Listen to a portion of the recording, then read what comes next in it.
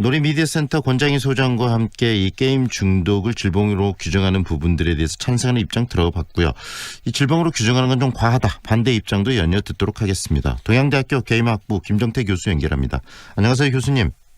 네, 안녕하세요. 네, 방금 좀 전에 인터뷰도 들으셨을 텐데 이 특히 보건적 측면에서 보건학적 측면에서 게임 중독을 질병으로 WHO가 규정하는 것은 당연하다. 이 입장에 대해서는 어떤 생각이십니까? 일단은 표면적으로는 그 게임에 대한 부정적 편견과 모래로부터 비롯됐다고 봅니다. 네.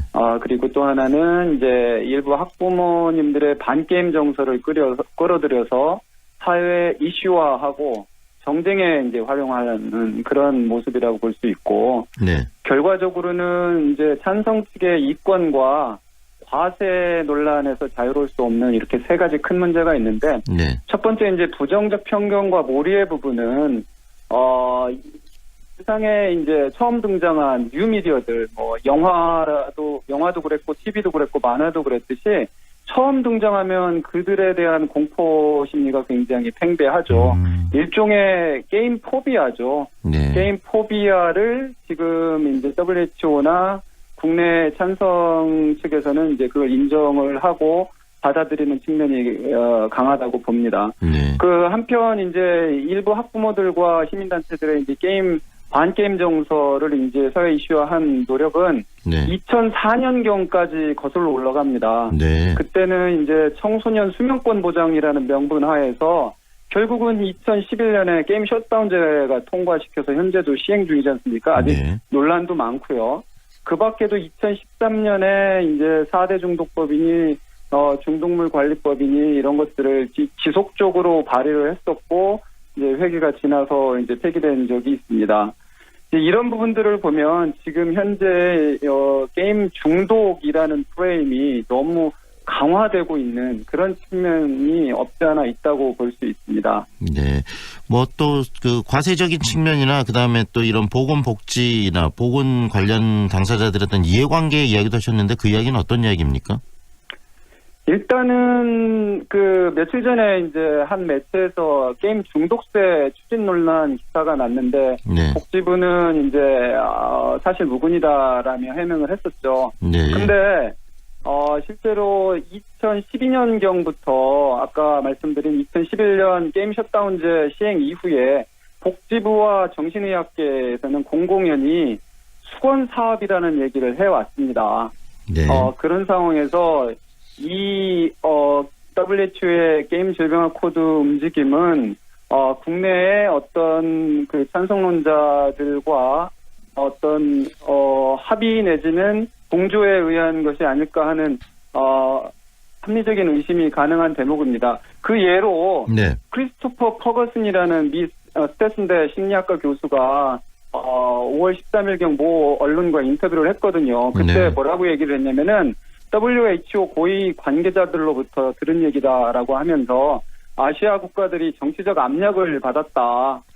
특정 국가를 밝히진 않았지만 중국, 한국 같은 나라들이 게임에 대해서 가장 정치적으로 활발한 움직임을 보이고 있고 네. 압력을 가했다고 보는 것이 타당하다는 주장을 펼쳤습니다.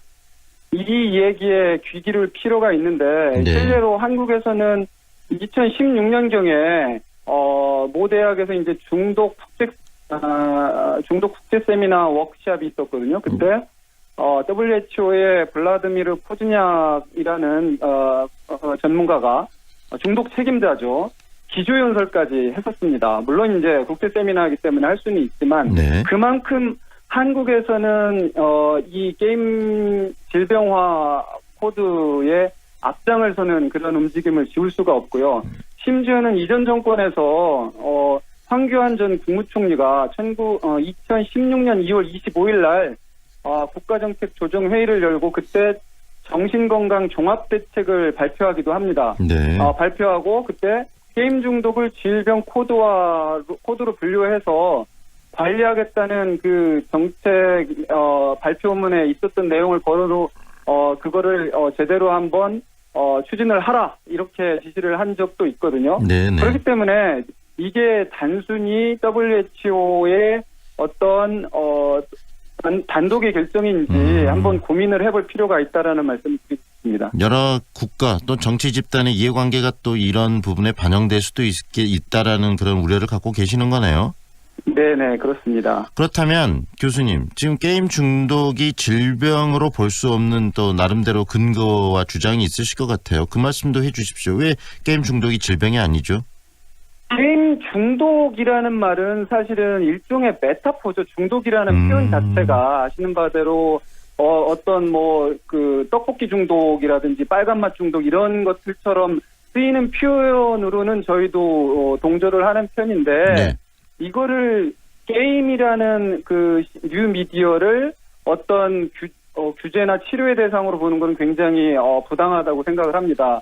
네. 게임 중독이라는 표현 대신에는 만약에 이제 의료계나 정신의학계 쪽에서 주장하는 것처럼 그런 표현으로 굳이 가져간다고 하면 이제 게임 과몰입이나 게임 과의존 정도가 맞겠죠.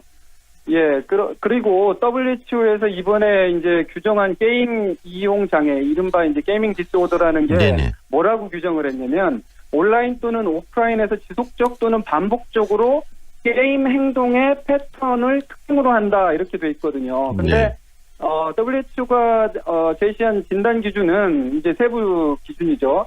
게임에 대한 조절력 상실, 그다음에 다른 일상 활동보다 현저하게 게임의 우선순위 부여, 그리고 부정적 문제 발생했음에도 불구하고 게임을 지속적으로 과도하게 하는 행위, 이런 표현들을 진단 기준으로 제시를 했거든요. 네. 근데 이 표현들 중에 게임 대신에 다른 표현으로 바꿔도 전혀 무색하지 않습니다. 네. 예를 들어서 쇼핑이나 SNS나 TV 시청이나 유튜브 시청, 등산, 자전거 타기 이런 말로 대체를 해도 전혀 이상하지 않다.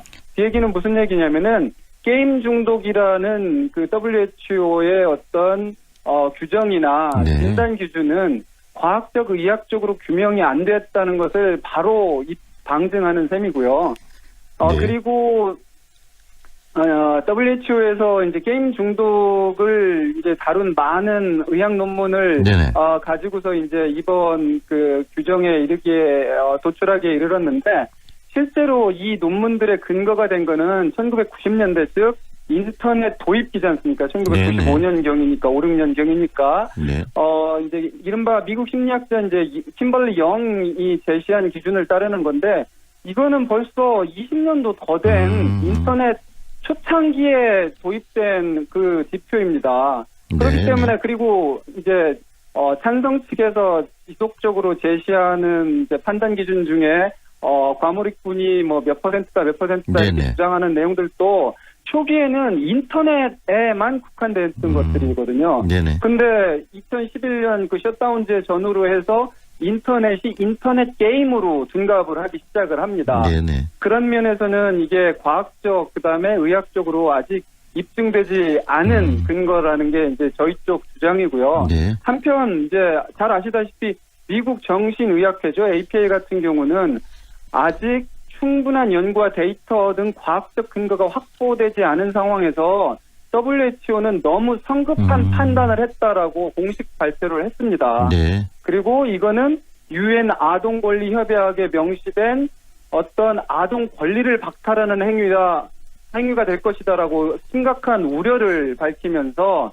게임을 카페인과 같은 앞으로 우리가 연구를 해야 될 어떤 숙제로 남겨주자라고 했었거든요. 네네. 그런데 지금 한국에서는 우리 찬성진영과 이제 복지부 그리고 네. 정신의학계 등이 이제 앞서서 나서가지고 심지어는 뭐 2022년부터 바로 시행에 옮기자. 네네. 이거는 상당히 위험하다고 봅니다. 네. 최근에는 또 네. 하나 이제 아예 헌법 위배되는지도 따져볼 일이라는 주장이 제기됐는데 네네. 헌법 제10조에 이제 국민의 행복 추구권과 자기결정권을 침해할 수 있다. 이러는 심각한 법학자의 이제 권고도 있었습니다. 네. 지금 이런 논란들이 결국은 여러 가지 또 이 갈등 구조 속에서 부딪히고 있지만 이런 논란들을 통해서 좀 더 합리적인 방안들이 앞으로 좀 도출돼야 될 것 같고요. 그 시작점으로 우리가 두 분의 인터뷰를 들었습니다. 오늘 말씀 잘 들었습니다. 교수님 고맙습니다. 네, 감사합니다. 지금까지 동양대학교 게임학부 김정태 교수와 함께했습니다.